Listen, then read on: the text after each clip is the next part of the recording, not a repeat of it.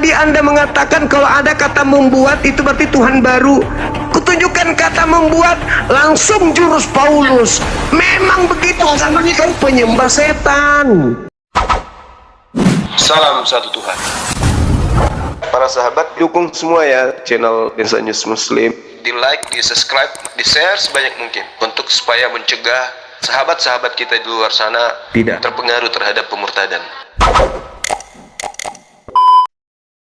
Iya. Gimana Bang? Maksudnya YHWH membuat Tuhan baru. Maksudnya nambah Tuhan gitu ya Bang? Iya, berdasarkan dalil tapi. Iya. Cuma buka dalilnya Bang biar kita bahas bersama-sama. Roma 14:9. Roma 14:9 ya. Siap. Ya, saya buka sebentar ya Bang. Siap. Teman-teman di YouTube, makasih ya. Jangan merasa dicuekin ya. Soalnya saya ngantuk.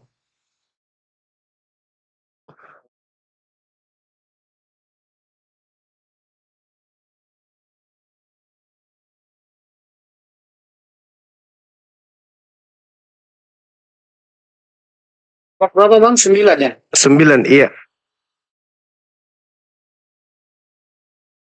Oke. Sebab untuk itulah Kristus telah mati dan hidup kembali supaya ia menjadi Tuhan baik atas orang-orang mati maupun atas orang-orang hidup. Ya. Bagaimana penjelasannya nih Bang?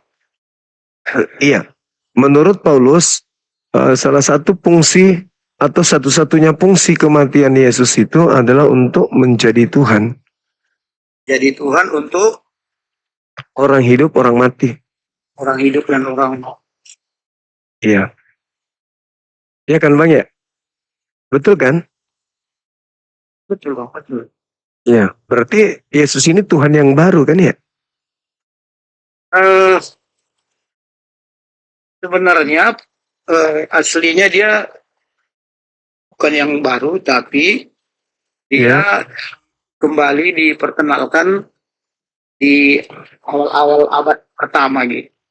Sebenarnya dia sudah, sebelum dia mati dan bangkit, dia juga sudah Tuhan sebenarnya. Menurut yang kami pahami. Iya, kalau dia memang sudah Tuhan, kenapa dibuat menjadi Tuhan? Ya, karena kan dia itu belum saatnya untuk mati dan bangkit. Jadi selama beberapa ribu tahun dia itu menunggu sampai waktunya digenapi. Pas pada awal abad pertama, disitulah waktu itu digenapi. Begitu menurut pemahaman kami Bang Cuma. Terkait dengan ketuhanan Bang, apakah Tuhan itu dinubuatkan menjadi Tuhan atau gimana ceritanya menurut abangku ini? Sebenarnya tentang Yesus Kristus ini, dia itu yang dinubuatkannya itu bukan tentang Tuhan ya, tapi tentang mati dan bangkitnya itu. Itu yang dinubuatkan Bang. Tentang kelahiran sorry Bang, tentang kelahirannya, kematiannya dan kebangkitannya itu yang dinubuatkan. Tentang dirinya itu, sebelum dia lahir dan mati dan bangkit itu, dia sudah kekal ada bersama-sama dengan Bapa. Begitu menurut pemahaman kami. Baik. Dinda Jibril, thank you. Gini abangku, saya tertarik dengan ungkapan Yesus di dalam Yohanes 5 nomor 31. Dia katakan 1 ya. Iya. Cuma bacakan atau saya bukakan? Boleh saya bacakan aja Bang. Silakan. Jika aku bersaksi tentang diriku, maka kesaksianku itu tidaklah betul. Nomor 37-nya, Bapa yang mengutus aku, dialah yang bersaksi tentang aku. Itu kata Yesus. Kamu tidak pernah mendengar suaranya, kau tidak pernah melihatnya. Itu kata Yesusnya. Jadi kalau Yesus bersaksi tentang dirinya, maka kesaksiannya itu tidak betul. Kalau dia bersaksi sendiri, harus ada Bapa Elohim yang bersaksi tentang dirinya, apapun itu. Nah, yang dikatakan oleh Paulus itu bukan kesaksian Yesus, lebih-lebih kesaksian Bapa. Paulus sendiri yang menuliskan itu, bahwa supaya ia menjadi Tuhan, untuk itulah kemudian Yesus mati agar ia dibangkitkan. Supaya ia menjadi Tuhan. Supaya dia menjadi Tuhan. Artinya bahwa kalau Yesus tidak mati, ya bagaimana mau Tuhan mati dulu harus supaya dia menjadi Tuhan. Betul, betul. Jadi kalau Yesus tidak mati, saya ulangi lagi, saya koreksi. Kalau Yesus tidak lahir, tidak mati dan tidak bangkit, maka sia-sialah kami mengikut dia. Maka dosa kami tidak diampuni dan tidak disucikan. Percuma kami menjadi orang Kristen kalau Yesus tidak lahir, mati dan bangkit. Maka lebih baik kami masuk Islam. Karena di Islam juga kan ada usaha untuk penyelamatan, berbuat sedekah, buat baik. Jadi lebih bagus kami masuk Islam aja kalau Yesus tidak lahir, mati dan bangkit. Iya. Jadi Paulus ini hanya menjelaskan fungsi Yesus itu lahir, mati dan bangkit. Itu dia menjelaskan, mengulangi maksud Tuhan itu, kedatangannya ke dunia itu. Itu maksud Rasul Paulus itu.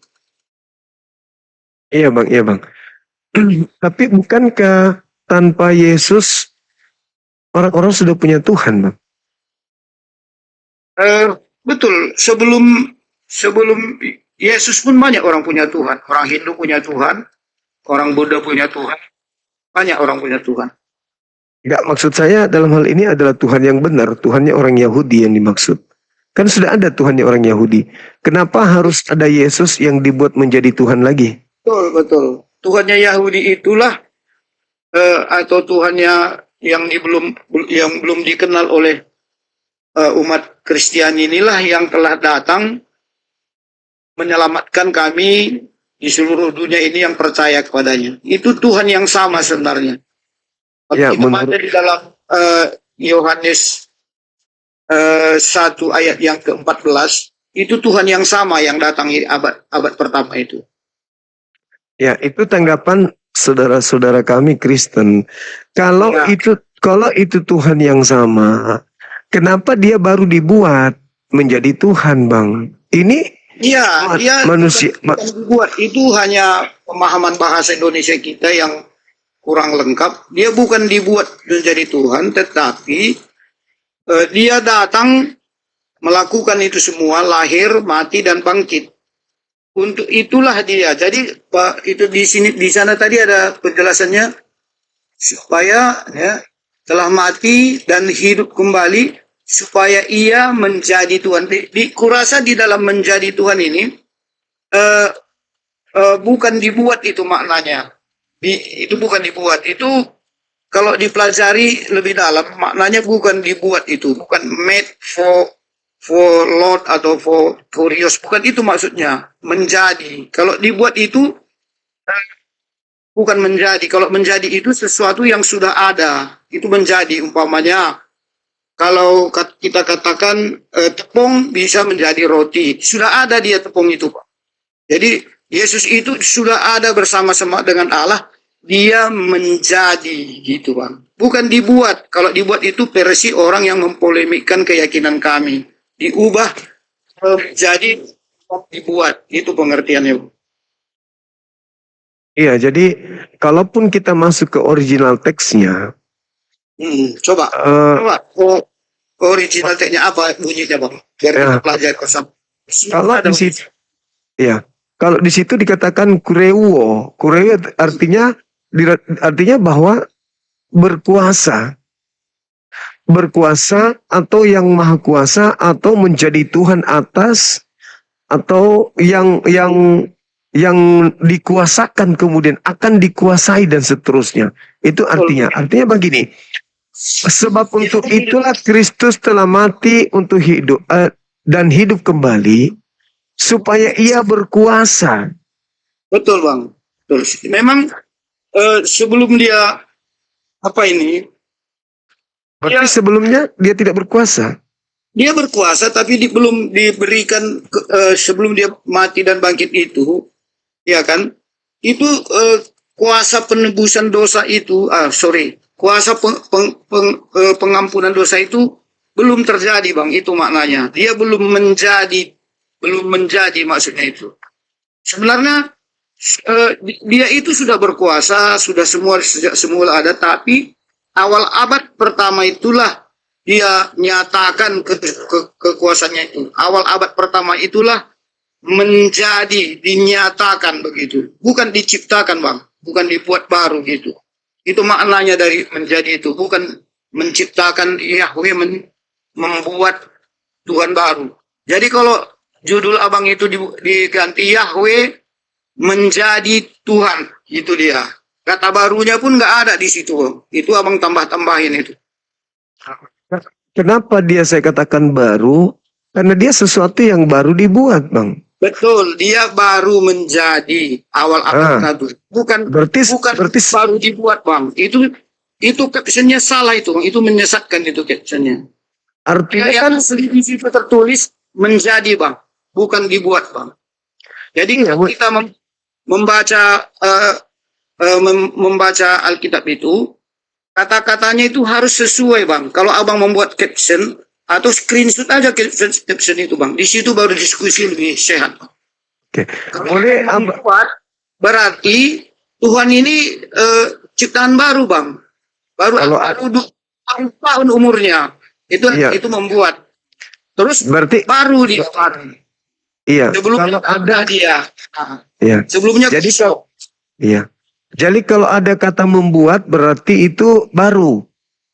Iya, betul. Jadi captionnya itu kita perbaiki supaya audiens kita mendapat edukasi yang benar tentang Alkitab. Iya. Jadi kalau ada kata membuat itu artinya tadinya bukan Tuhan lalu dibuat menjadi Tuhan ya. Betul. Nah, abang mungkin bisa baca di Kisah Para Rasul 2 nomor 36. Kisah Para Rasul 2 ayat 36 ya Pak. Iya. Berarti bisa.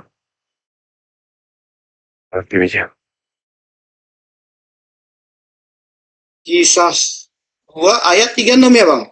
Iya. Betul. Jadi saya bacakan ya Bang. Boleh. Biar kita diskusi pelan-pelan. Siap. Jadi seluruh kaum Israel harus tahu dengan pasti bahwa Allah telah membuat Yesus.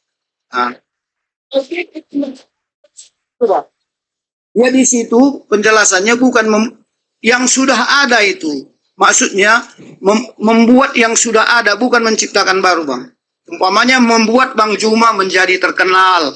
Membuat Bang Juma menjadi banyak mendapat gift. Begitu maknanya itu Bang. Jadi bukan menciptakan Bang Juma. Itu maknanya. Coba dibaca, dilanjut aja bacanya dulu. Ya saya lanjut ya. Yang kamu salibkan itu, ya pas itu Bang. Menjadi, kembali lagi seperti tadi Bang. Menjadi, balik lagi seperti yang caption abang tadi yang salah itu. Jadi di sini membuat Bang. Ya kan, Allah membuat, katakanlah Pulus Roe ini menjadi terkenal. Nah, itu bukan dia ciptakan itu. Pulus Roe ini udah ada, tapi yang dia buat itu, membuat Yesus yang kamu salibkan itu, yang kamu siksa-siksa itu, menjadi, kan dia ada menjadikan Tuhan dan Kristus. Jadi kata membuat itu Bang, kalau di konteksnya itu udah ada orangnya Bang. Jadi membuat Bang Juma menjadi sangat terkenal dan bisa mengalahkan Edis TV, sehingga Edis TV tidak berani bertemu dengan Bang Juma. Gitu kira-kira. Membuat Yesus menjadi Tuhan. Bukan membuat sesuatu yang tidak ada menjadi Yesus, bukan gitu maknanya itu. Jadi kita bahasa Indonesia itu pelajari bang. Membuat Ya. Yesus Ya, menjadi Tuhan. ya, Yesusnya itu sudah ada. Dia buat Yesus itu menjadi. Dia tidak menciptakan Yesus baru bang. Yesusnya Iya. ada, sudah ada. Ya, jadi dikatakan Allah membuat Yesus menjadi Tuhan. Membuat. Ya, di sini arti kata membuat ini bukan menciptakan bang. Tadi Jadi apa? ada dia nah membuat ini. Kalau Tadi membuat mulai yang tadi memang udah betul, tapi yang ini makna yang membuat itu bukan menciptakan dari baru bang. tadi kata Maknanya itu sesuatu umpamanya ya, umpamanya jalan rusak, kita telah membuat jalan itu sudah ada bang, tapi rusak dia menjadi mulus gitu dia bang, sehingga enak dilalui begitu maknanya. Jadi bahasa Iya. Indonesia itu seperti itu bang. Iya, Yesus ada yang Ada. tadinya manusia dibuat menjadi Tuhan. Tahan. Karena apa? Kita dia dibuat menjadi itulah dia disalibkan itu bang. Jadi dengan itu dengan kematian itu dia menjadi Tuhan bang. Dia bukan lagi. Jadi sudah ada Yesus itu. Ada manusia, Yesus ada. Bahan mentahnya ada, berupa manusia. Tuhan membuat Yesus yang manusia ini menjadi Tuhan. Betul. Nah, Bang betul itu bang. ya sudah. Ya Tuhan bang. Iya. Ah. Maksudnya dia melakukan proses itu bang, proses mati dan bangkit itu. Begitu maknanya itu. Iya, iya, iya, iya. Kita semakin lebih dalam dia melakukan proses itu untuk Menjadi? melakukan pengampunan dosa itu sehingga dia itu memang menjadi Tuhan. Hanya Tuhan yang bisa. Iya. Menjadi Tuhan. Jadi yang tadinya bukan Tuhan menjadi Tuhan, kan gitu. Ya Bang ya? Iya. Oke. Tadinya belum melewati proses gitu dia. Iya, iya, iya. Mati bersama-sama dengan Bapa, terus dia lahir, mulai berproses dia, terus dia mati, lalu bangkit. Tadinya dia belum, masih bersama-sama Bapa, masih mencipta dia, masih membuat langit dan bumi, itu belum melakukan proses menjadi Tuhan itu tadi bang, karena pada masa dia mencipta langit dan bumi kan belum ada manusia berdosa.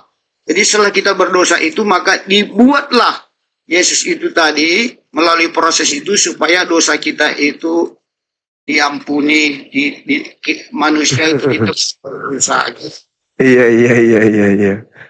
Iya, iya, iya. Jadi Yesus Pemahaman kami itu menurut pemahaman kami, tapi kalau memang cuma punya pemikiran atau tafsir tersendiri terhadap Alkitab kami juga nggak apa-apa bang. Namanya juga komal TikTok kan, apa saja pun bisa dibuat kan. Ya kalau memang pasar merespon ya banyak juga gift-nya kan gitu bang. iya, iya, iya, lari ke gate. Lari ke gate Bang. Bang, apapun sekarang diolah bang jadi konten bang. Iya, iya, iya.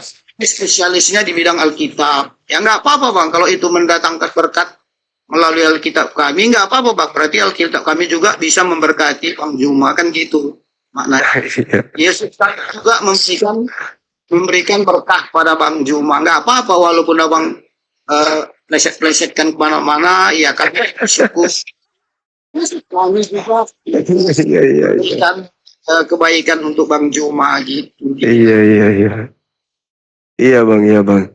Jadi kesimpulannya kalau Yesus itu memang sudah Tuhan dari Ya. sejak semula, kenapa pada saat dia masih ada di bumi dia tidak pernah mengatakan itu Bang?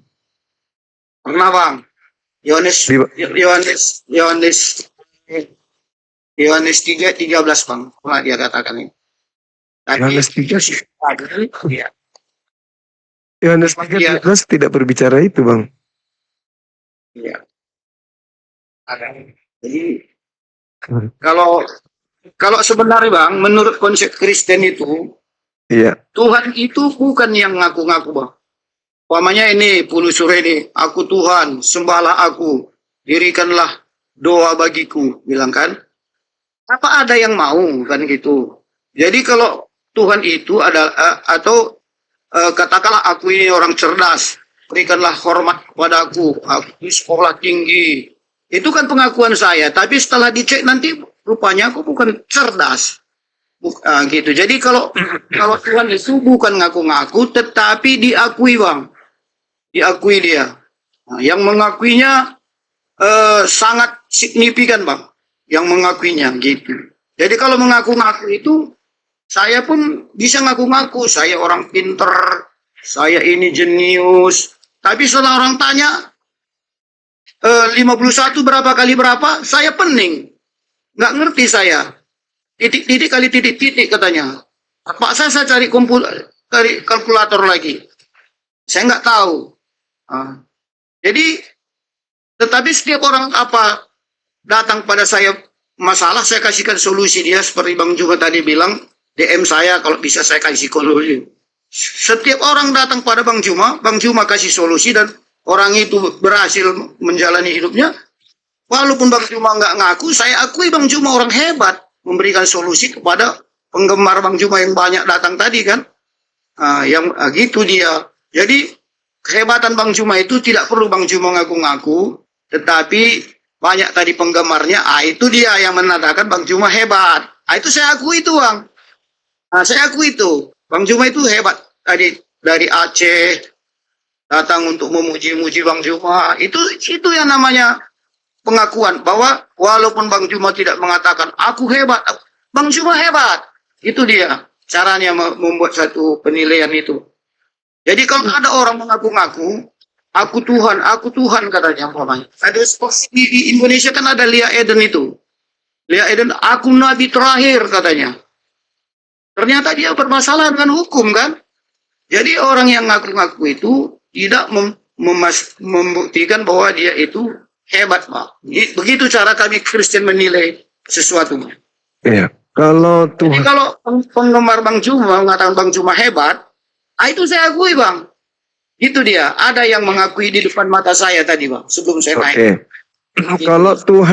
Kalau Tuhan yang sesungguhnya mengaku Tuhan, itu batal nggak dia jadi Tuhan, Abang? Wah, itu mantap itu, Bang. Mantap. Ya, menurut Abang ini kalau Tuhan yang sesungguhnya mengaku Tuhan, apakah gugur ketuhanannya? Sebenarnya kalau memang betul-betul dia Tuhan, dia ngaku Tuhan juga, itu nggak mengurangi ketuhanannya, Bang. Sebaliknya. Nah, kalau ada yang aku Tuhan. Sabar, Bang, sabar. Tapi kalau bukan Tuhan, tetapi seluruh dunia mengatakan dia Tuhan, tapi sebenarnya bukan Tuhan. Apakah yang bukan Tuhan ini karena banyak orang mengakui dia Tuhan, berubah menjadi Tuhan, Bang?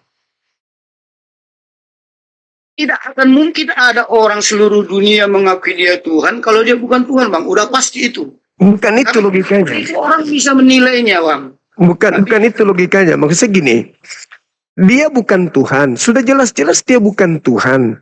Ya. Tetapi seluruh manusia mengakuinya dia Tuhan. Apakah yang bukan Tuhan ini seketika itu menjadi Tuhan? Karena banyak yang mengakui dia Tuhan, padahal bukan Tuhan. Dia bisa diuji, Bang. Dia mengaku-ngaku. Jangan ke situ, Abang. Ada yang mengakui dia, Bang. Bukan ke situ, Bang.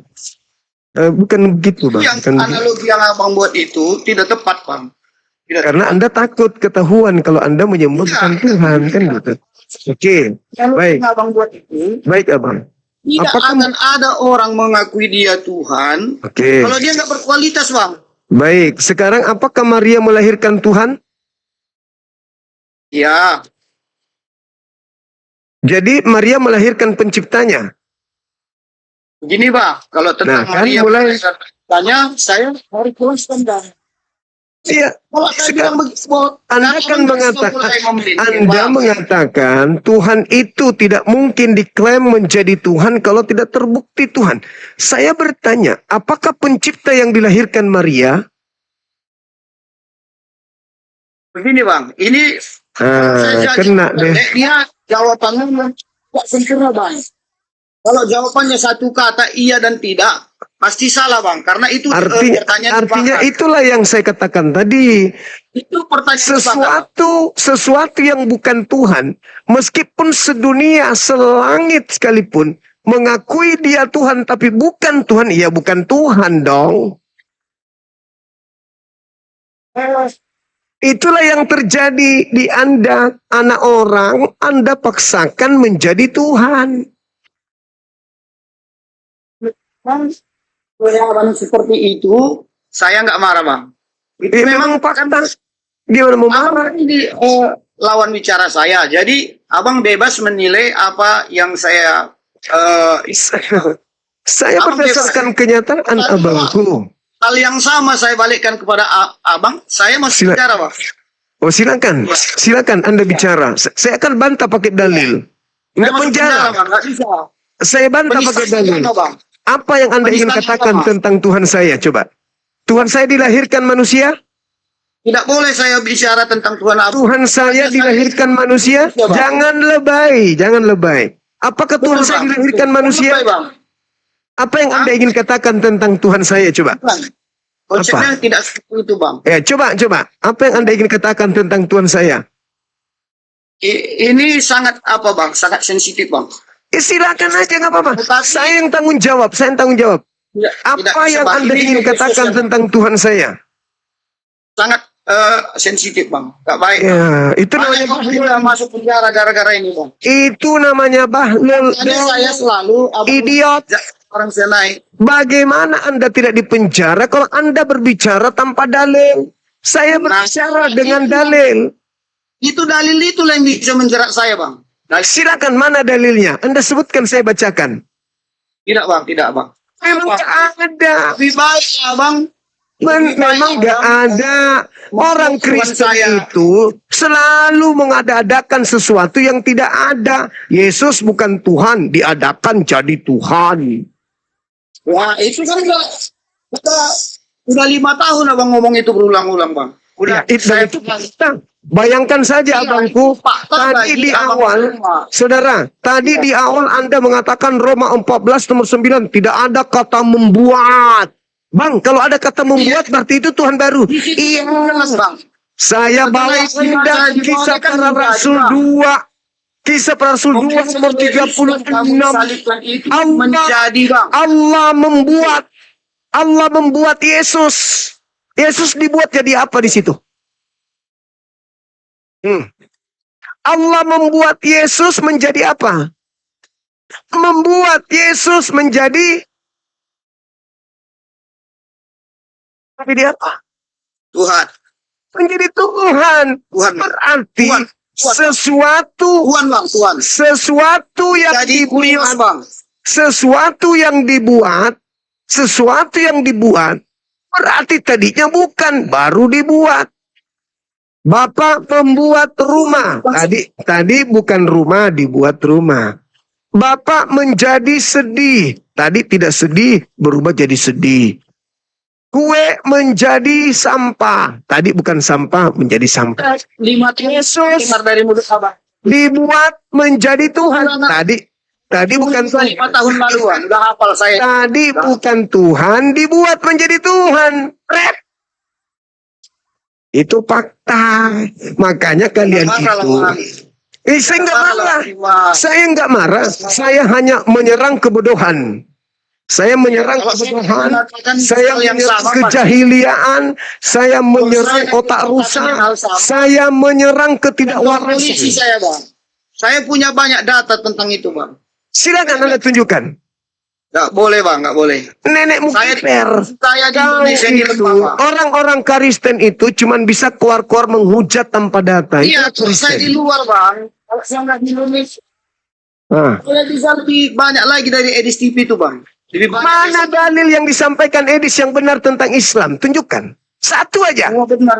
Semua benar. Semuanya cuman hoax. Tidak ada dalil. Hanya tipu-tipu. Yang ditipu siapa? Semua nggak berani jumpa sama dia. Yang ditipu siapa? Yang ditipu ya kalian. Umat Islam mana mau ditipu sama orang dongok seperti itu? Bisa penontonnya sih. Iya, Bang.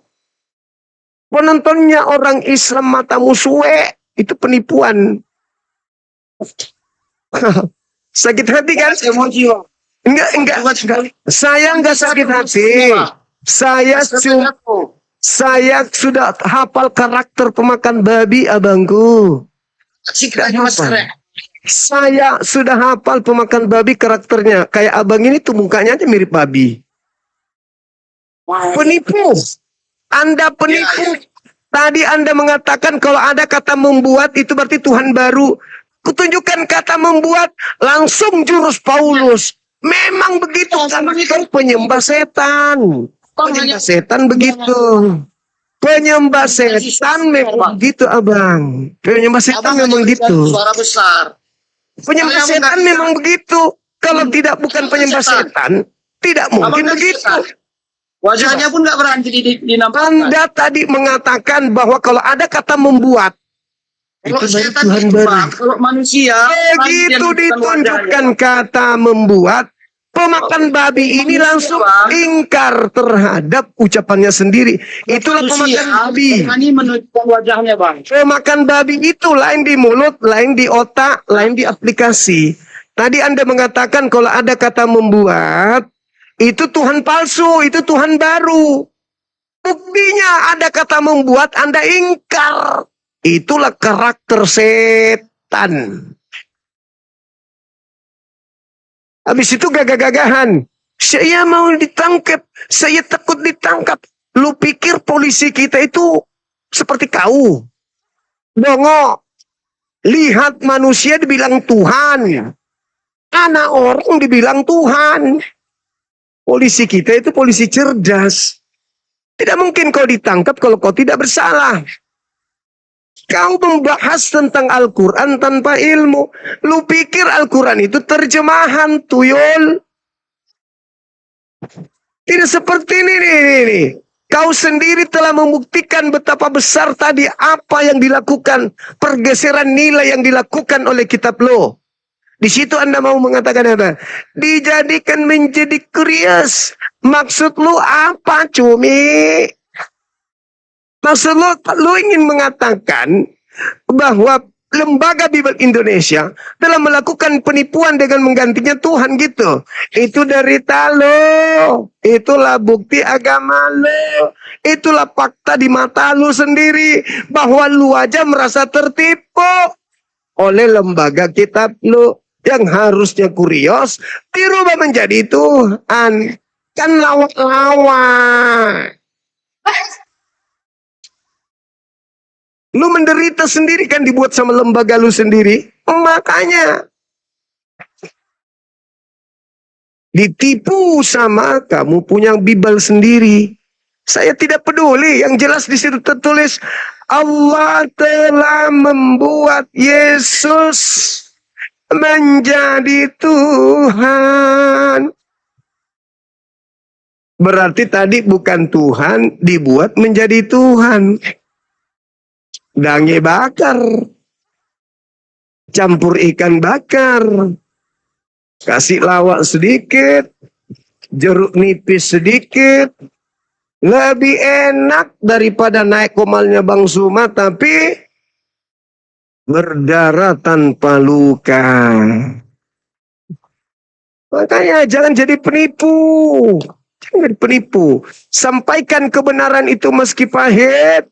Terima kebenaran itu meski pahit.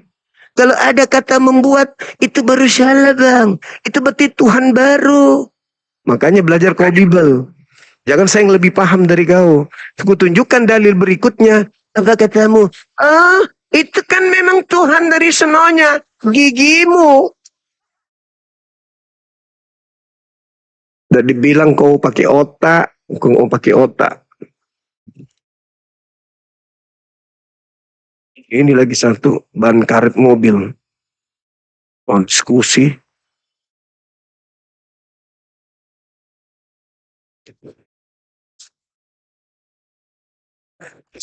Ayo silakan. Lanjut tema, silakan. Makasih sahabat-sahabat semuanya, Masya Allah.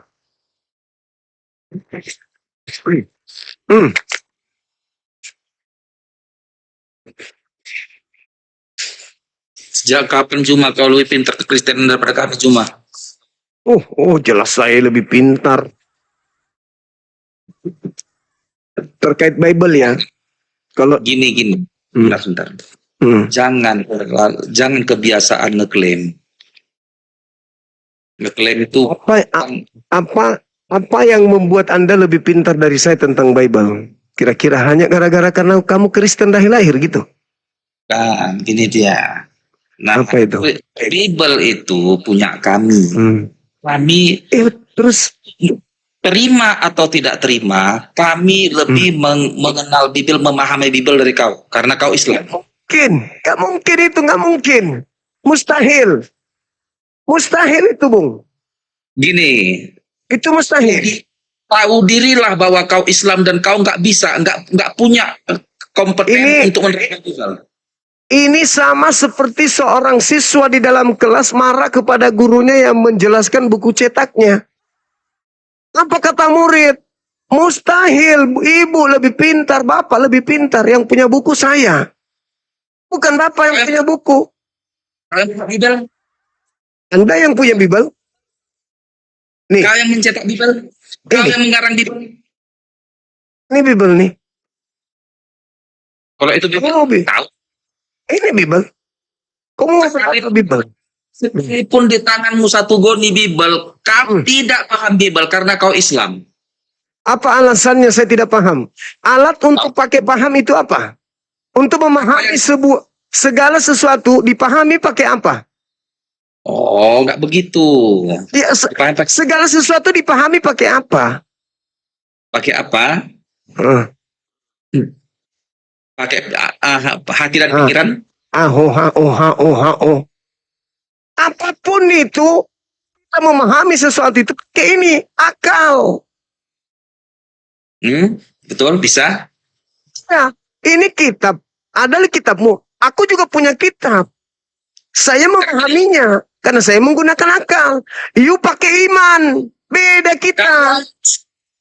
Kalau ku baca Al-Quran, lalu ku baca artinya dan ku pahami artinya, apakah hanya karena aku membaca arti Al-Quran, lalu aku menyimpulkan seenak perutku, menjadikan aku benar hanya karena Al-Quran itu ada terjemahannya? Oke, baik. Sekarang begini. Kamu baca terjemahan Al-Quran saya sekarang, saya kasih kamu terjemahan surah Al-Baqarah ayat 2. Sekarang Anda baca terjemahannya. Saya ingin tanya sesuatu, apakah Anda sudah paham Al-Quran setelah membaca terjemahan itu? Bacakan terjemahannya. Kitab ini tidak ada keraguan di dalamnya. Petunjuk bagi orang-orang yang bertakwa. Petunjuk bagi orang-orang yang takut. Pertanyaan saya, kitab yang dimaksud kitab mana? Al-Quran. Dari mana Anda tahu? Sesuai dengan pemahamanku. Dari mana Anda tahu pemahaman saya? Anda kan harus berdasar dengan ilmu. Karena kau membacakan Al-Quran, karena itu ayat Al-Quran. Loh, lalu kalau ada dikatakan begini, ini Abdullah, atani Al-Kitab. Sesungguhnya aku ini adalah hamba Allah, telah memberikan aku kitab. Jangan kemana-mana. Tunggu, ini terjemahan Al-Quran, sama yang tadi. Iya, silakan. Sama yang tadi. Aku ini hamba Allah. Diberikan kitab dan aku diberi nikmat kenabian. Kitab yang dimaksud kitab apa? Jangan ke Al-Baqarah tadi.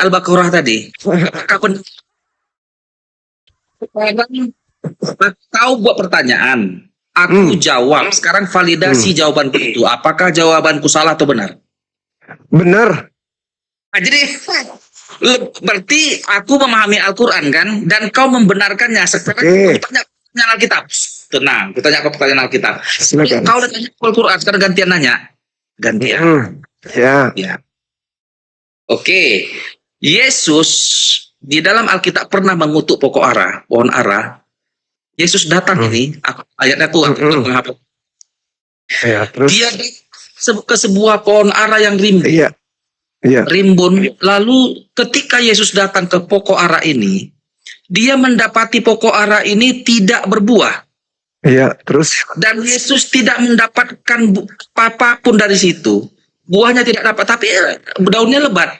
Lalu Yesus mengundik pokok ara. Sekarang Ya. kau berkata, mengklaim samaku bahwa kau lebih paham Alkitab daripada aku. Apa maksud ayat itu? Maksud daripada ayat itu kau ingin melarikan maksud yang tertuang di sana. Apa maksud ayat itu? Maksud ayat itu Yesus sedang lapar, habis puasa 40 hari lapar, dia cari makanan. Dan tidak menemukan makanan apapun selain Tanya sama pohon Tuhan. ara. Dan memang, tunggu. Dan memang saat itu bukan musim buah ara. Dia lapar. Dia lapar. Dia cari buah. Dia cari makanan. Tetapi dia tidak menemukan kemudian buah. Dia tidak menemukan makanan. Maka dia marah. Dia mengutuk pohon ara tersebut. Paham? Dia ingin membuktikan. Sabar dulu. Dia ingin membuktikan bahwa dia punya kuasa dari Tuhannya. Stop. Dia ingin membuktikan kalau dia adalah utusan dari Tuhannya. Itu real, itu fakta. Baca Yohanes 5 nomor 36. Balikan pertanyaan seperti yang kutanyakan tadi sama kau tadi sama aku. Apakah faktor jawabanku benar atau salah? Saya tanya balik sama aku. Ya, pasti kau mengatakan salah. Iya, saya tanya, apakah benar apa yang saya maksud? Salah. Salah. Saya sudah tahu. Oh, ten. Oh, ten saya lawan. Saya kalau hak saya katakan hak. Batil saya katakan batil. Anda mengatakan Al-Quran, Anda betul. Meski tanpa ilmu, hanya ilmu tebak-tebakan. Makanya ketika saya memberikan data, ini Abdullah atani al-kitab wa ja'alani nabiyan. Aku ini adalah hamba Allah, diberikan kitab kepada aku dan nikmat kenabian. Kitab ini maksud kitab apa? Gantian aku dulu gila. Cuman kebetulan doang tadi, betul. Itu cuman kebetulan aja. Aku kasih dalil yang lain, kau udah nangis itu. Dan kebetulan itu saya mengatakan, saya mengakui. Aku menjawab benar pertanyaanmu tadi, tapi aku tidak mengklaim kalau aku ahli Al-Quran. Tetapi kau nggak tahu malu. Memang saya tidak bisa mengklaim, tidak bisa. Disiplin ilmumu tidak ada. Sedangkan ketika saya membaca Bible dan mendengarkan Bible, ini bukan kitab suci, ini bukan firman Tuhan, ini keterangan manusia biasa. Pendapatmu.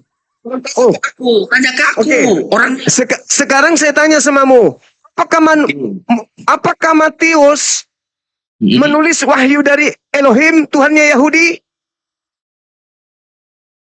Wahyu. Enggak.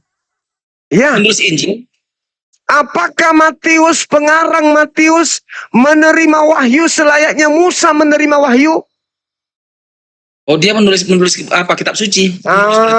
Dia menulis sesuai dengan kemanusiaannya, bukan firman Tuhan, Cak Ayu. Apa yang harus saya kuasai untuk memahami karangan manusia? Kita batasi firman Tuhan. Kita batasi firman Tuhan. Apa yang harus saya kuasai untuk mengetahui karangan manusia? Tinggal baca doang. Beda dengan Al-Quran, firman Tuhan pakai ilmu. Kalau buku ini tidak perlu ilmu. Ada disiplin ilmu. Disiplin ilmu apa yang harus saya kuasai untuk memahami ini? Teologi? Apa teologi? Dasar dari teologi ya? Iya. Saya harus... Aduh. Sister Jemaah, maksudmu? Saya harus paham ini. Harus saya sekolah teologi, belajar tentang sejarah kekristenan, sejarah gereja, sejarah Bible, perjanjian lama. Itu supaya saya paham ini. Gak nyambung. Disiplin ilmu yang harus saya kuasai untuk menguasai ini apa ini? Ada namanya bidang kajian. Apa nama disiplin ilmunya apa? Oh, itu teologi kekristenan. Teologi itu belajar tentang sejarah Kristen pertama, gereja pertama, terus kemudian belajar tentang mungkin mengajari yang bukan bidang kajianmu. Maka saya katakan disiplin ilmu apa yang harus saya kuasai? Disiplin ilmu yang harus saya kuasai supaya saya bisa paham ini Bible. Ya, teologi lah. Teologi itu kau ngerti nggak teologi apa dipelajari Teologi di? Kekristenan. Iya, itu Ada belajar. makanya ada sarjana teologi. Kalau Apa kamu yang dipelajari? Apa? Apa yang dipelajari oleh teologi Kristen? Oh, Hmm. perjanjian Hmm. pengantar perjanjian lama, mungkin ada perjanjian baru. Pengantar. Pengantar bukan disiplin ilmu. Sekarang begini. Gantian. Ku tanya dulu kau, apa dasarmu kau mendeklarasikan kau ahli di bidang di kekristenan? Apa dasarmu? Yang mengatakan saya ahli apa? Kau bilang kau Saya paham karena saya pakai akal menelaah catatan-catatan orang. lebih pintar dari pendeta-pendeta. Masalahnya pendetamu tidak pakai akal untuk ini. Katamu Pakai doktrin. pakai doktrin. Yes. Kalau Kristen meninggalkan doktrin, Kristen udah bubar 2000 tahun yang lalu. Sama cara memahami Alkitab, jangan kau pakai standar Al-Quran, nggak laku Al-Quran sama Alkitab ini, memang beda cara memahaminya. Sekarang kau tunjukkan apa dasar memahami ini. Makanya aku bilang begini, Apa? ketika kau tanya aku tadi cuma kan, ketika kau tanya aku, Victor, kitab ini tidak ada diragukan. Sekarang jawab pertanyaanku, Victor, kitab manakah yang dimaksudkan? Lalu ku jawab Al-Quran. Oh, benarkan, berarti gampang dipahami karena artinya langsung. Sebentar. Tetapi aku kasih kau ayat untuk kau artikan sama aku, untuk kau terangkan. Lalu kau terangkan, oh Yesus kelaparan karena marah dia dikutuknya pokok ara. Oh, nggak begitu Alkitab. Kau Lalu apa? Lalu apa? Apa tujuannya? Apa tujuannya dia mengutuk pohon ara? Ku terangkan kau. Ku terangkan. Oh ya, silakan. Terangkan sama kau, biar kau dengan para apologet ini paham. Silakan. Artinya, aku menguji deklarasimu tadi. Kau deklarasikan aku lebih pintar dari pendeta-pendeta. Ku tanya kau ayat supaya mengutuk pokok ara. Kau salah. Aku tidak membenarkannya. Lalu kau tanya akan. Ya, silakan. Victor, kemana arah ayat itu? Apa maksud ayat itu Yesus mengutuk pokok ara itu? Apa yang mau disampaikan Yesus terhadap umat manusia? Biar ku terangkan sama kau. Artinya di situ Yesus mengutuk pokok ara itu. Pokok ara itu adalah orang yang tidak berbuah. Barang siapa orang yang ketika Yesus datang dan dia tidak berbuah, maka dia akan dikutuk karena dia tidak berbuah. Yesus tidak mendapatkan buah daripada apa yang dalam dirinya. Itu kedatangan Yesus. Jika Yesus datang kedua kali dan Yesus tidak menemukan dia berbuah, tidak ada buah, artinya dia tidak menampilkan Yesus dalam hatinya. Dia tidak berbuah dalam hidupnya, dia akan dikutuk. Makanya harus berbuah. Setiap orang, si Victor ini pun, jika Yesus datang sama aku dan aku tidak berbuah, ketika Yesus datang menemuiku untuk kedua kali, aku pasti dikutuk. Oke, tolong tunjukkan dalil penguatnya terkait dengan pohon ara itu. Silakan. Makanya di situ bedanya. Silakan tunjukkan. Itu kan cuma asumsi cumi. Nah, disitulah tunjuk dalil. Itulah pendeta kami menerangkannya di hari Minggu. Makanya aku bilang, kalau kau masuk dalam disiplin ini, disiplin ilmu ini, kau harus masuk ke doktrin dogma. Kalau saya tidak. Kutanya kau sekarang, apakah Islam tidak pakai doktrin dan dogma? Kalau Islam itu doktrin dogma. Iya atau tidak? Apakah Islam tidak? Dengar. Silakan. Dogma itu apa? Silakan. Apa definisi dogma? Ya, kau jawab dulu supaya saya ajarkan samamu. Dogma itu apa? Terangkanlah. Aku pengen dengar juga. Aku pengen kau belajar. jelaskan. Kau yang jelaskan kepada saya. Dogma adalah kan itu konsep agamamu.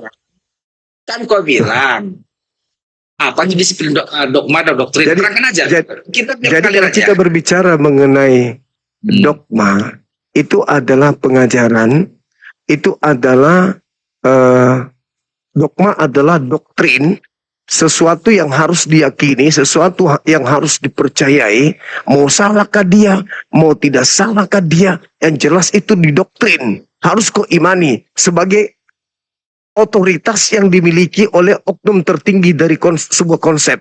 Pendeta, pastor, paus, mendogma. Apa dogmanya?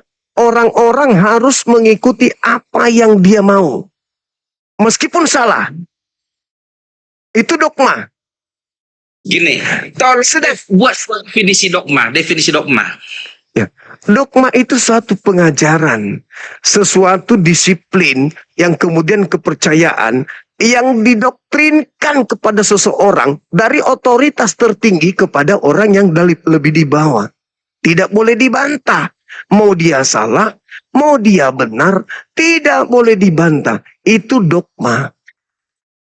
Sedangkan Al-Quran, Doktrin, satu lagi. Beda dogma dan doktrin. doktrin itu adalah penekanan terhadap seseorang akan sesuatu atau sebuah yang mana menjadi suatu keputusan, baik itu pribadi atau lembaga terhadap individu lain. Tidak perlu itu benar, tidak perlu itu salah, yang pasti harus kau ikuti. Itulah doktrin. Contoh, Kaitkan. saya mengatakan ini kue. Meskipun ini HP, kau harus mengakui ini kue. Itu disebut doktrin, itu disebut dogma. Makanya Yesus itu orang, kau didogma, kau didoktrin, dia Tuhan. Jadilah dia Tuhan. Berdasarkan dogma, berdasarkan doktrin, tidak berdasarkan ini.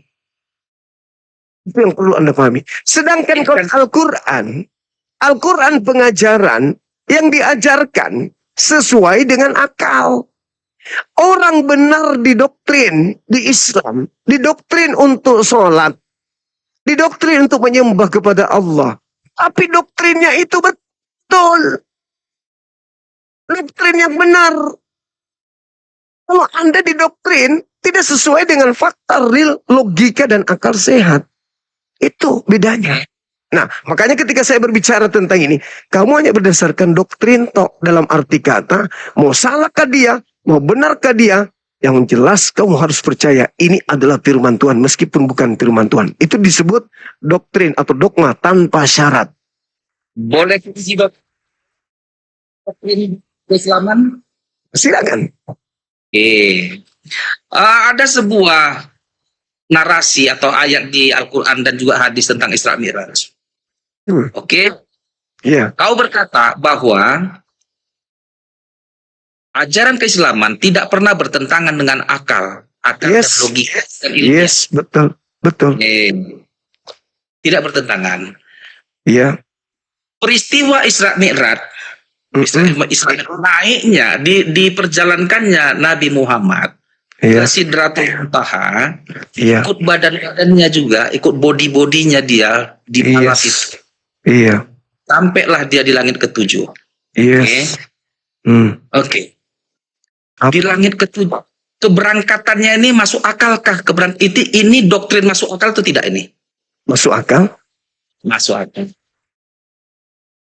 Langit ketujuh. Bagaimana Muhammad melakukan perjalanan dari Mekah ke Israel, Yerusalem dalam satu malam?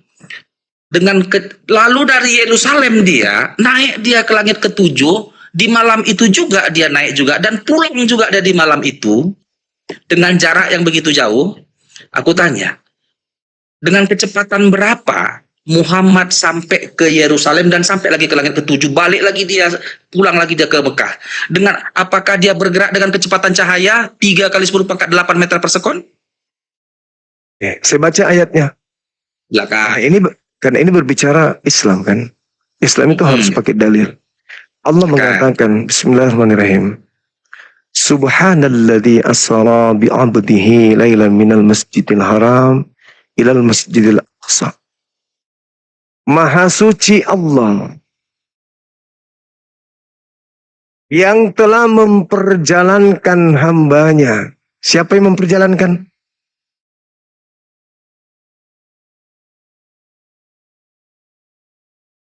Yang memperjalankan ya Allah. Allah yang memperjalankan, apa masalahnya? Kalau Allah yang memperjalankan, tak ada masalah. Nah, Siapa sekarang saksinya? kebenaran itu tidak perlu saksi. Loh, Boleh. oh, Bagaimana? Anda, Bentar. salah Anda. Kalau Anda mengatakan, Sebentar. Peristiwa silakan. itu ada sebuah peristiwa Muhammad bersaksi tentang sebuah peristiwa yang mana dia sendiri yang mengalami peristiwa itu. Dia bersaksi tentang dirinya sendiri. Kan begitu? Tentang peristiwa yang dialaminya sendiri. Tidak ada orang yang melihatnya. Anggaplah dulu, layakkah kita mempertanyakan dulu tentang kebenaran pernyataan Muhammad ini? Wajar-wajar saja dipertanyakan sebelum diuji kebenarannya.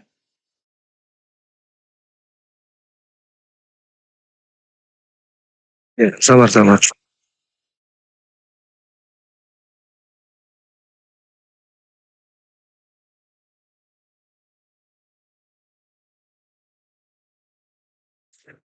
Jadi sebuah kebenaran itu, Bung, itu tidak butuh saksi.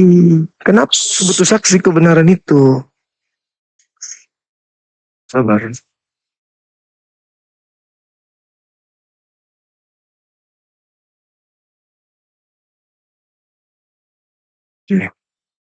Kebenaran itu tidak butuh saksi. Yang namanya kebenaran tanpa saksi juga sudah pasti betul. Itu kebenaran. Gak mesti ada saksi. Sekarang ketika ada orang dianiaya, dibunuh, tak ada saksi. Jelas-jelas dibunuh tapi tidak ada saksi. Pertanyaan saya, apakah orang itu batal dibunuh? Karena nggak ada yang melihat. Selain pelaku. Gimana ceritanya nih? Gimana ceritanya? Ada pembunuhan terjadi. Tidak ada yang melihat selain pelaku. Pertanyaannya, apakah karena tidak ada yang menyaksikan pembunuhan itu, maka pembunuhan itu gagal? Gak jadi dia mati. Aku nggak jadi mati, nggak ada yang lihat. Berpikirmu salah, nggak begitu. Saksi, Saksi kenapa? Ya, silakan. Saksi dibutuhkan untuk membenarkan sebuah peristiwa. Terus sekarang ada nggak saksi melihat Tuhan menciptakan alam semesta? Sabar dulu. Ketika alam, adakah saksi di Kejadian 1 ayat 1? Pada mulanya Allah menciptakan langit dan bumi. Ini kan Siapa yang melihat itu? Siapa yang melihat? Sabar dulu. Pada saat saksinya siapa? Pada saat itu manusia belum diciptakan. Siapa yang melihat? Benar nggak itu kejadian itu? Sabar dulu lah. Kau tanya sama aku, adakah manusia yang siapa saksinya? Saya nggak tanya manusia. Siapa saksinya yang melihat itu? Artinya Allah sendirilah pelaku dan dia sendiri saksinya. Allah sendiri. Ya, itu pintar. Itu pintar. Oke, sebentar dulu. Setiap pernyataan, baik di Alkitab atau di pernyataan di mana saja, itu disaksikan dulu. Wajib diragukan dulu sebelum si pembuat keterangan membuktikan bahwa dia bisa membuktikan dia pelakunya. Bahwa memang dia mampu menciptakan. Contoh. Pada mulanya Allah menciptakan langit dan bumi. Aku kan gak ngelihat. Kalau memang Yesus nggak turun ke dunia dan membuat sebuah mujizat yang setimpal, kalau Yesus tidak membuktikan bahwa dia pencipta, maka aku pun meragukan keterangan Kejadian 1 ayat 1 itu. Belum tentu Allah itu baik. Sabar dulu. Saksinya siapa? Karena nggak ada saksi, maka Yesus ingin menyatakan semuanya bahwa akulah raja dari segala raja yang sesungguhnya. Dengan menunjuk real, bukan cuma cakap-cakap, omong-omong. Kalau itu begitu aja, aku nggak percaya juga. Besok mereka ngomong, ada menciptakan langit dan bumi. Contoh nih ya, contoh. Aku deklarasi juga nih, ya sama seperti deklarasi Alkitab itu. Pada mulanya Victor menciptakan langit dan bumi. Wow, orang ketawa. Betul tuh Victor. Betul, aku bilang. Oke, Kau disangsikan dulu cakapmu itu. Sekarang kalau kau menciptakan langit dan bumi, Victor, coba dulu kau buat detik ini, kau ciptakan kodok datang di meja ini. Contoh gitu kan. Buatlah sebuah mukjizat, Victor, yang bahwa kau mampu mencipta. Entah mencipta apalah yang agak mukjizat itu. Kalau tidak ada kemampuan mencipta itu, maka itu bacotmu aja. Terus, jadi ada saksi nggak di situ? Bentar, Kenapa jadi ke Yesus ya? Kenapa jadi ke Yesus? bentar. Cerita tentang Isra Mi'raj itu, cerita mukjizatnya itu termasuk udah luar biasa itu. Mampu seorang manusia hitungan semalam naik apa dia bisa sampai dia ke Yerusalem, naik apa dia itu, kita pun bingung. Naik pesawat aja mungkin nggak, udah mungkin naik pesawat nggak mungkin. Pasti pakai kuasa ilahi. Pasti pakai kuasa di luar nalar manusia, maka sampai dia dari Mekah ke Yerusalem dan nyampe lagi dia ke langit ketujuh nih. Balik lagi dia semalam, kencang kali nih kalau naik pesawat, tahu lagi modelnya nih. Nah, tapi mukjizat ini pun kalau hanya Muhammad pelaku, dia yang naik, dia yang pergi, dia yang menceritakan, dia juga saksinya. Bagaimana kita bisa yakin? Sekitar lucu kau yang ngomong, kau sendiri saksi, kau bersaksi atas dirimu sendiri, kesaksianmu bisa diragukan. Jadi begitu, karena dia sendiri yang bersaksi tentang dirinya sendiri. Gak ada orang lain yang bersaksi. Oke, baik. Nah, sekarang siapa saksinya Tuhan menciptakan langit dan bumi? Contoh, Yesus. Kenapa lari ke Yesus? Lucu abang ini. Bagaimana? Saya tanya penciptaan, Anda bahas Yesus. Begini aja deh, begini aja. Coba Anda lihat di dalam, sabar dulu. Anda lihat di kitab saudara, di kitab Ayub. Di kitab Ayub itu dikatakan, Ayub 26 nomor 11. Dan dikatakan di sana, tiang-tiang langit bergoyang-goyang. Apa yang Anda tangkap dari dalil itu? Langit punya tiang? Tidak. Tiang-tiang langit bergoyang-goyang. Itu kata-kata metafor daripada Ayub. Metafor. Sedangkan Al-Quran saya mengatakan, khalaqas samawati bighairi amadin tarawunaha. Langit ditinggikan oleh Allah tanpa tiang. Sekarang yang mana maha kuasa, Tuhan yang tadi atau Tuhan saya? Tuhanku lah. Tadi Tuhanmu mengatakan ada Tuhan yang kau pinjam itu katanya ada tiang langit. Tuhan yang kau pinjam. Ya itu Tuhannya Yahudi. Gini. Itu Tuhannya Yahudi. Sekarang coba. Mana yang berkuasa, Tuhan yang tadi atau Tuhan saya? Tuhanku lah berkuasa, bos. Mana tiang langit? Tunjukkan. Itu kan udah metafor, bukan makna yang sesungguhnya. Nah, apa yang dimaksud dengan tiang di situ? Kalau begitu. Itu kan makna daripada betapa hatiku takkan pilu. Gak bisa, Bung. Jadi Tuhanku menciptakan. Jangan kau maknakan tiang macam tiang broti, akan jadi salah. Kata siapa kau memaknai itu adalah majas? Itu karena kamu tidak menemukan tiang langit. Harusnya kau mengatakan begini. Bukti adanya tiang langit, Bang Suma, pesawat Adam Air jatuh karena tabrak tiang. Begitu. Ngapain kok malu-malu? Tuhan saya mengatakan, khalaqas samawati bighairi amadin tarawunaha wa alqa fil ard. Itu Tuhan yang Maha Kuasa tuh. Nah, sekarang Anda meragukan Nabi Muhammad. Kan kita ini orang beragama, ada ruang iman. Ada ruang iman. Kalau seluruh mata memandang Nabi Muhammad melayang, nggak ada ruang iman. Orang semua akan tunduk berserah diri kepada Nabi Muhammad, menerima kenabiannya. Ada ruang iman berarti. Kalau tak ada lagi kemudian yang ditutupi atas mujizat yang terjadi, atas apa yang terjadi, tidak ada ruang iman. Sementara kejadian Isra Mi'raj itu adalah ujian iman, siapa yang percaya, siapa yang tidak percaya. Itu. Sementara Nabi Muhammad tidak pernah ke Yerusalem, Palestina. Datang seketika ditanya, apa yang kau lihat di sana? Diceritakan di sini gedungnya begini. Orang-orang semua takjub. Dari mana dia tahu? Dia tidak pernah ke sana. Akhirnya apa? Orang beriman kepada beliau. Itu ruang iman. Oh, Anda Bertanya, tidak bisa. bukankah peristiwa Isra Mi'raj nggak masuk akal? Kata siapa nggak masuk akal? Bagaimana mungkin masuk akalkah kau bodimu, materimu nyampe ke langit ketujuh dalam satu balik lagi ke sini berapa ratus juta kilometer? Di mana langit ketujuh itu Cuma? Saya tanya, posisi ini jaraknya Tunggu. berapa kilometer dari bumi langit ketujuh? Tunggu.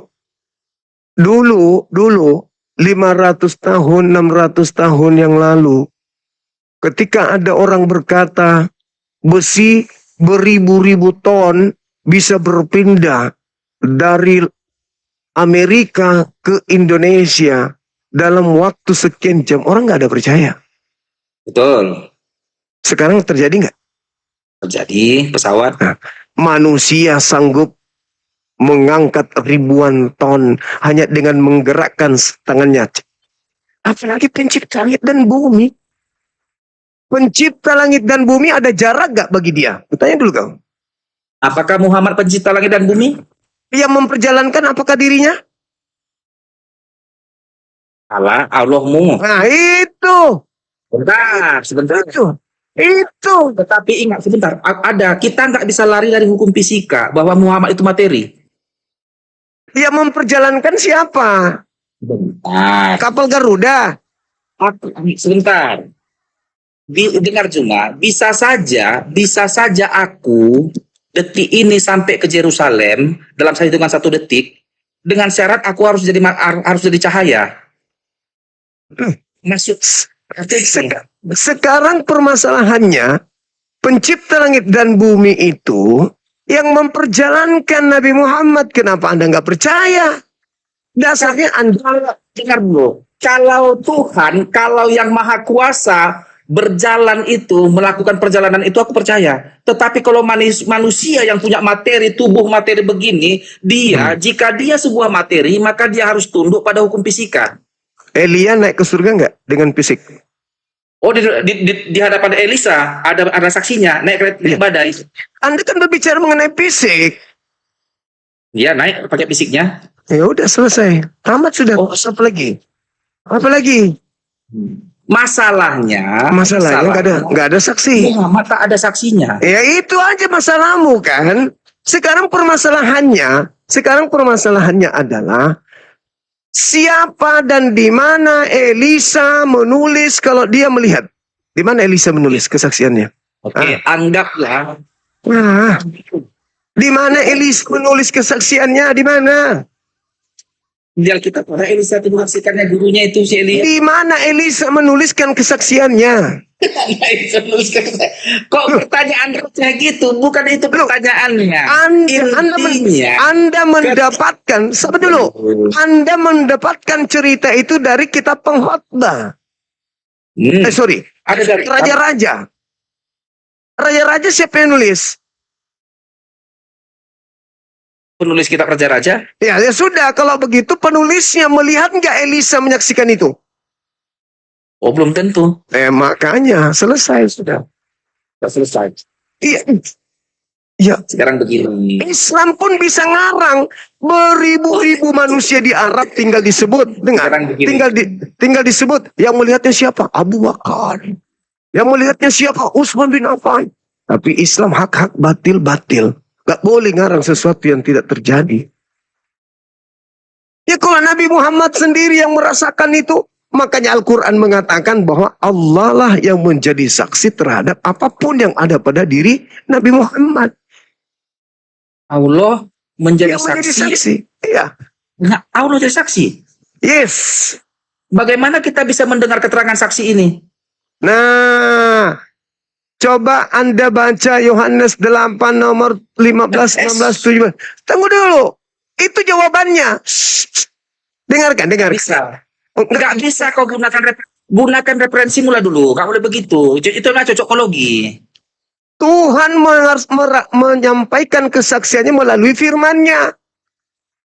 Karena Tuhan, tunggu. Tuhan itu bukan makhluk kayak Tuhan lo. Tuhan yang benar itu Boleh. bukan makhluk. Jadi pernyataan-pernyataan Tuhan itu disampaikan melalui apa? Firman. Firman kan? Nah, ya, sekarang Yesus mengatakan apa? Kalau aku bersaksi tentang diriku, maka kesaksianku itu dusta. Bapakku lah yang bersaksi tentang aku, bukan yang lain. Apa kata Yesus? Jika aku menghakimi, maka penghakimanku itu tidak adalah benar. Sebab aku tidak seorang diri. Aku tidak seorang diri. Bukankah di dalam kitab Tauratmu dikatakan 2 saksi adalah sah? Akulah yang menjadi saksi dan Bapakku lah yang menjadi saksi. Berarti 2. Sekarang Bapak makhluk atau bukan? Bukan. Bapa adalah roh. Makhluk nggak itu? Bisa nggak? Fisik nggak? Roh nggak? Fisik nggak? Hah? Roh Bisa bukan nggak fisik. dilihat? Bisa nggak dilihat? Roh tidak bisa dilihat. Ya sudah, kenapa kau minta saksi yang dilihat? Bentar.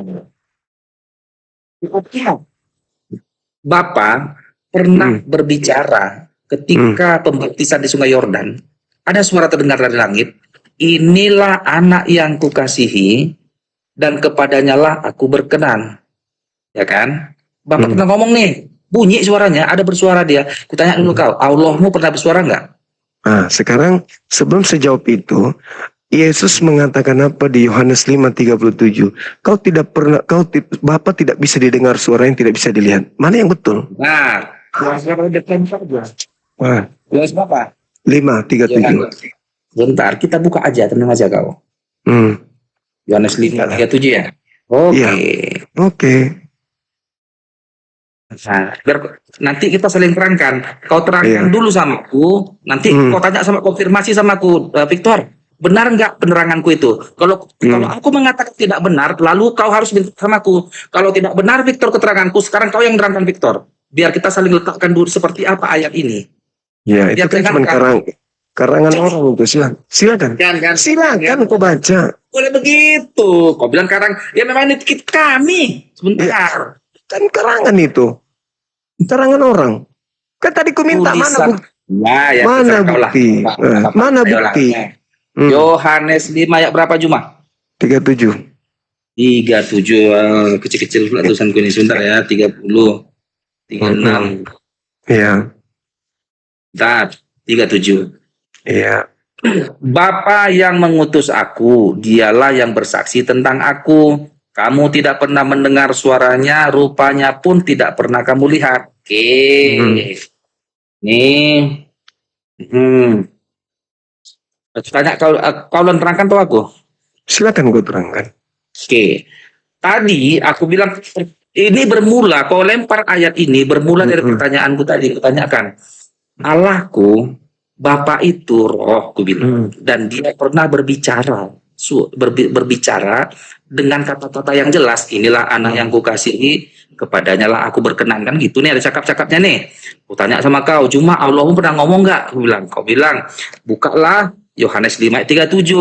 Nah, apa sekarang sebelum kau, apa yang ingin kau sampaikan sama aku atas ayat ini? Atas pertanyaanku tadi.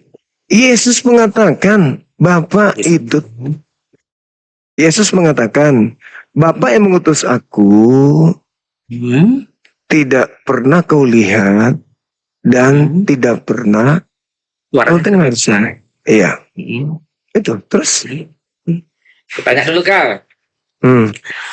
Ayat ini ketika diskusi ini, dialog dua arah ini, dia ini berbicara dengan siapa ini, Jum? Berbicara dengan orang-orang Yahudi pada saat itu, murid-muridnya. Pada orang Farisi dan ahli Taurat sebagai dan lawan murid-muridnya. Iya, bukan lah, ini berbicara, jadi ngomong ini dia ada berhadapan muka ini. Yesus dekat. Iya tahu. Bukan pada murid-murid yang di belakang ini, bukan. Ada muridnya di situ. Ada muridnya di sana. Baca Yohanes 5.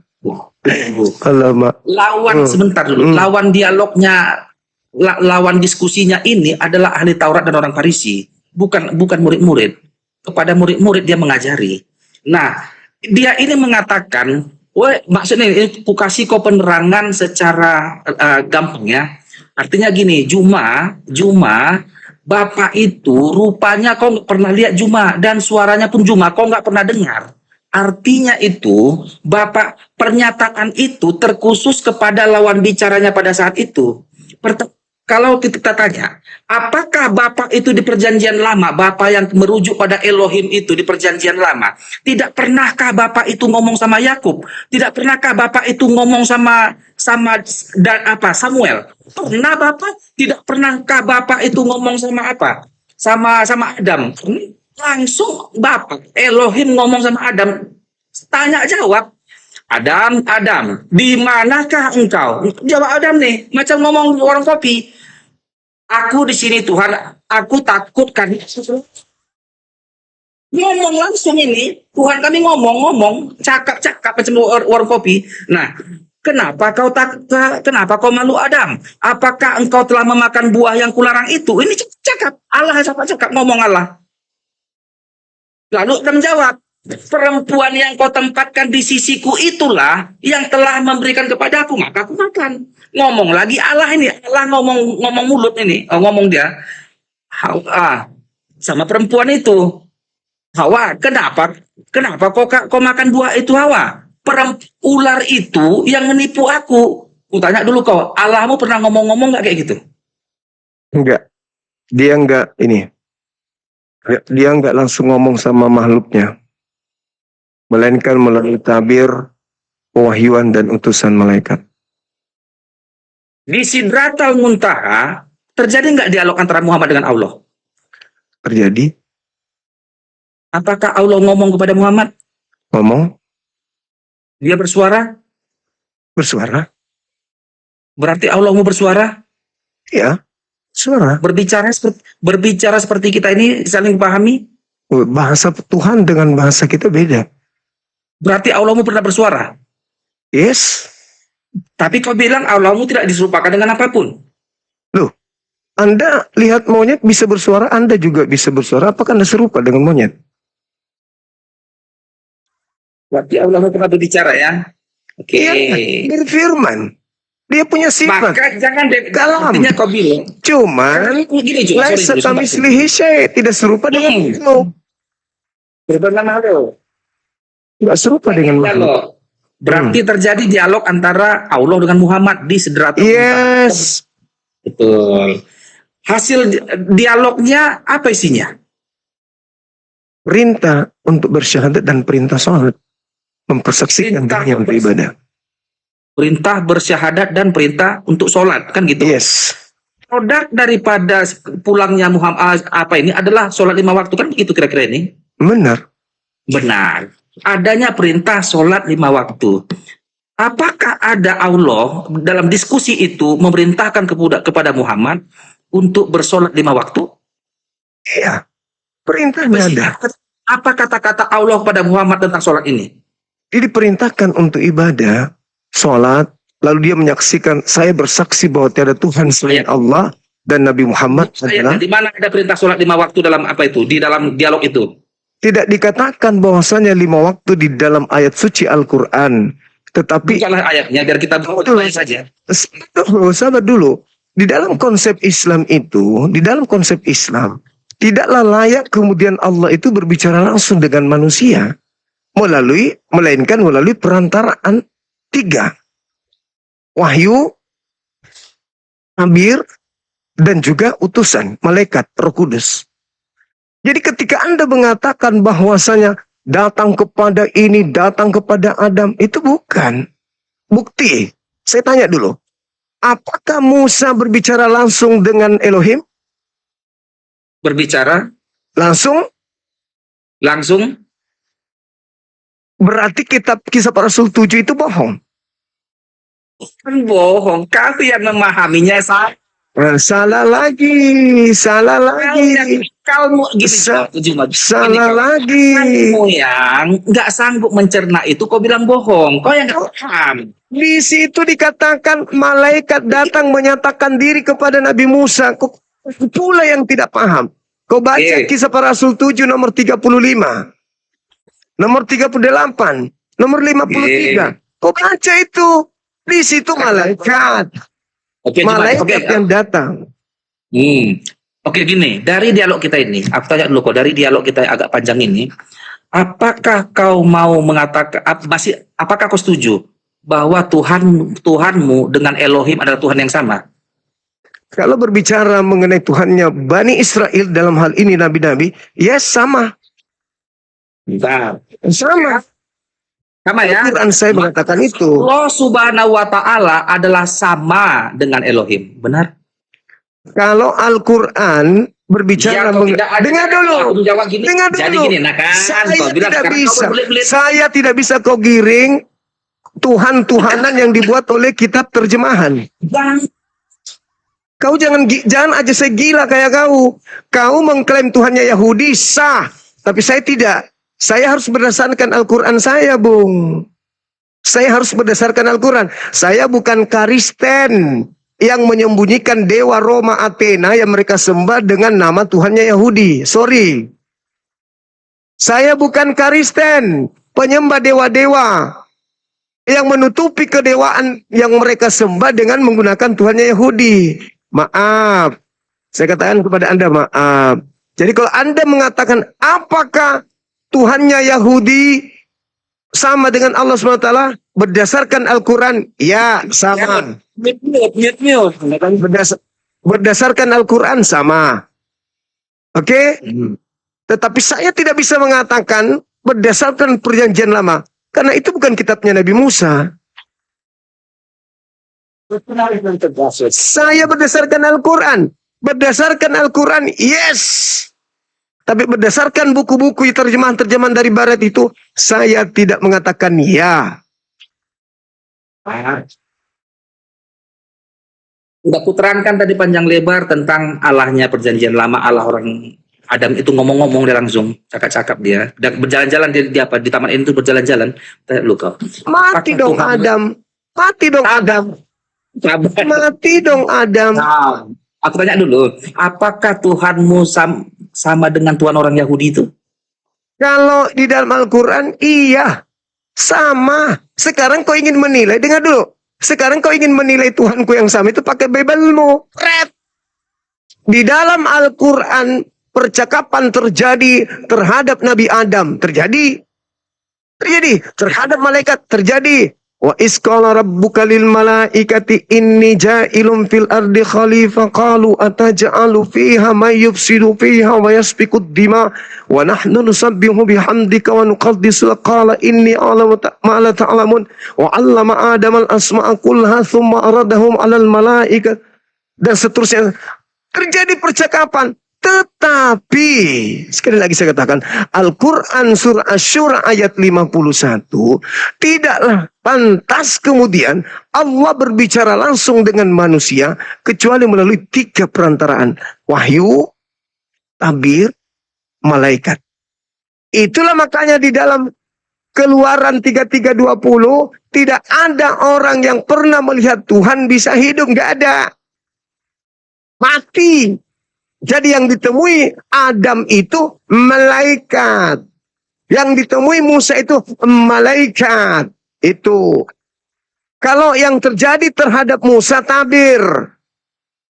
Sama seperti Nabi Muhammad tabir. Nabi Musa pun demikian tabir. Tidak bisa kemudian manusia langsung bertemu dengan Tuhan. Bicara langsung dengan Tuhan. Melainkan melalui tabir. Itu fakta. Allah berbicara kepada Nabi Musa dari balik tabir. Tidak langsung Tuhan berbicara kepada Musa.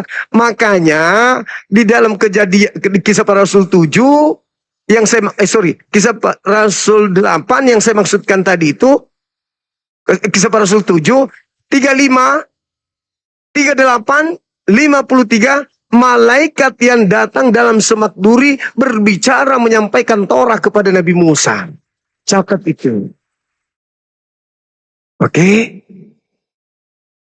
Sampai di situ paham. Nah, begitu saudaraku. Gimana? Jadi gini lah Eka.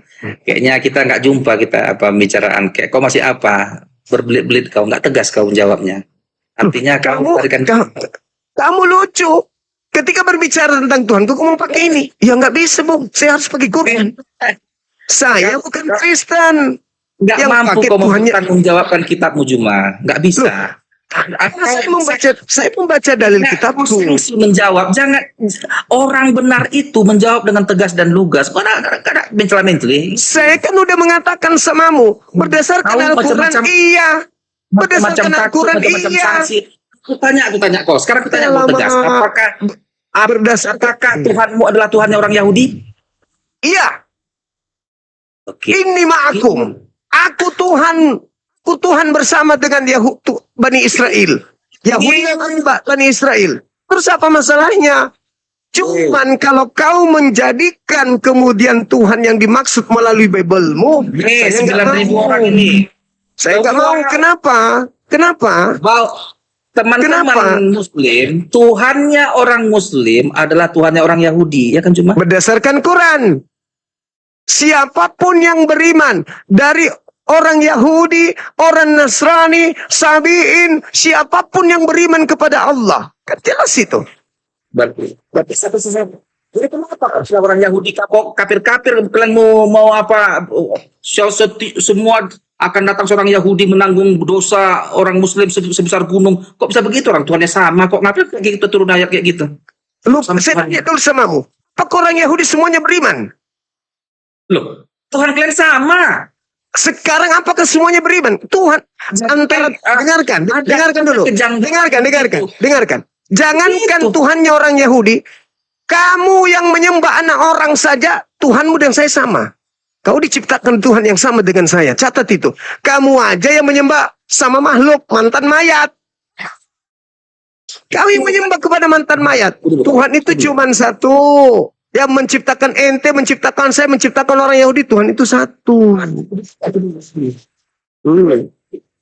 Apakah Tuhanmu dengan Tuhanku adalah Tuhan yang sama? Kalau berbicara mengenai penciptaan langit dan bumi, jelas sama. Tapi berbicara mengenai sembahan, tidak sama. Apakah apakah kita satu Tuhan? Kalau berbicara mengenai penciptaan langit dan bumi, jelas kita satu Tuhan. Tapi berbicara mengenai sembahan, antara sembahanmu dengan sembahanku tidak sama. Kau sembahanmu mantan mayat. Sabar. Ya, kau yang harus sabar. Kau yang harus sabar. Tuhanmu Yesus. Apakah Tuhanmu Yesus? Tidak dong. Tapi kalau sama. Bahlul. Tuhanku Udah kau bukan turun. Tuhan. Kau bego. Kau dongok. Kurangi makan babi. Jangan kau gila permanen. Kau di bawah. Jelas-jelas Tuhan itu satu. Yang menciptakan kau bukan Yesus. Yang memberikan rezeki kau bukan Yesus. Yang memberikan oksigen bukan Yesus. Kau yang salah Tuhan. Kau yang salah sembah. Tuhan itu memang satu. Pencipta kita itu sama. Emang lu pikir Tuhan 2, 5? Emang di agama lo? Saya berbicara dalam kapasitas Tuhan. Kau bertanya, apakah Tuhan kita sama? Ya sama. Apakah sembahan kita sama? Tidak. Dongok.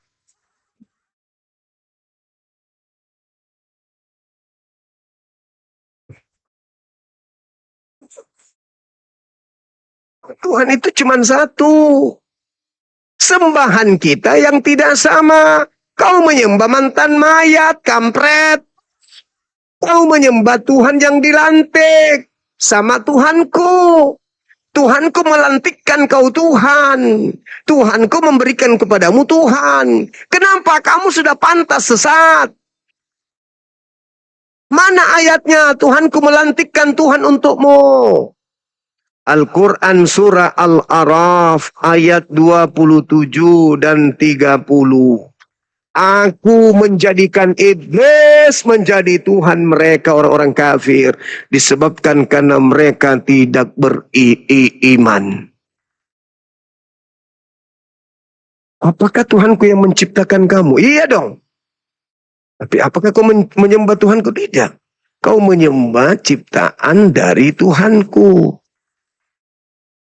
Kau ngototnya minta ampun luar biasa. Udah dongo, udah ku bilang kau itu seperti ban mobil. Terpental, kalau dikasih kelereng dia terpental kembali. Dongotnya minta ampun. Sudah gitu ngotot. Tadi dia bilang, Zalikal kitabul la raiba fihi hudal muttaqin. Kitab Al-Quran ini, kitab ini tidak ada keraguan di dalamnya. Anak TK pun tahu itu Quran. Karena kenapa? Tidak ada keraguannya, cuma di Al-Quran. Tapi kalau kau izinkan saya, apa disiplin ilmu yang kau pakai, sampai kau bisa menebak itu Al-Quran? Gak ada kan? Gak ada. Tapi kenapa kau bisa tahu Al-Quran? Karena di situ tertulis tidak ada keraguan. Nah, berarti kau di dalam otakmu sudah termenset di sana bahwa kitab yang tidak ada keraguan itu ya Al-Quran. Terima kasih.